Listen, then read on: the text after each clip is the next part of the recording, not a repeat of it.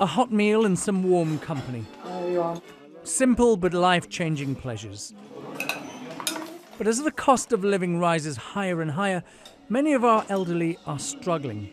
More than 1.5 million are now living in food poverty, and that number's set to rise steeply.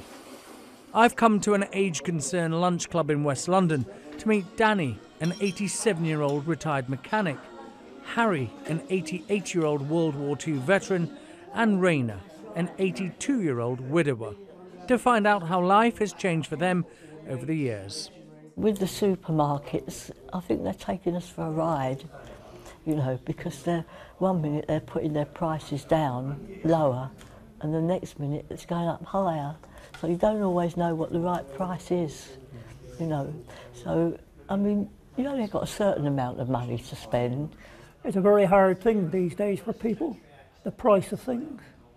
You go to one shop, the price might be dropped there.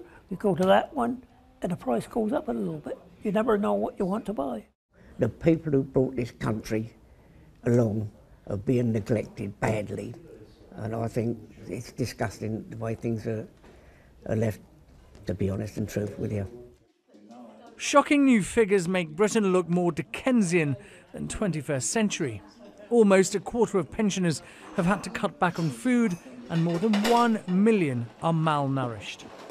Lunch clubs like this one already provide an essential service, but over the next few years the demand for places is set to surge because there'll be more older people living in poverty. They'll be paying an extra £300 for their annual food bill, and that's more than any other age group.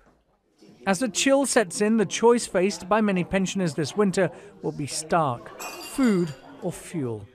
Many, particularly elderly households, will be faced with that choice of do they miss a meal, or do they cut back on their food spending, or do they look to not put on their heating? And that is the reality for, we think, something like 1 million or between 1 and 1.5 million households. Harry, Danny and Raina can face their futures with confidence. It's a shame the same can't be said for all of our elderly. Ashish Joshi, Sky News.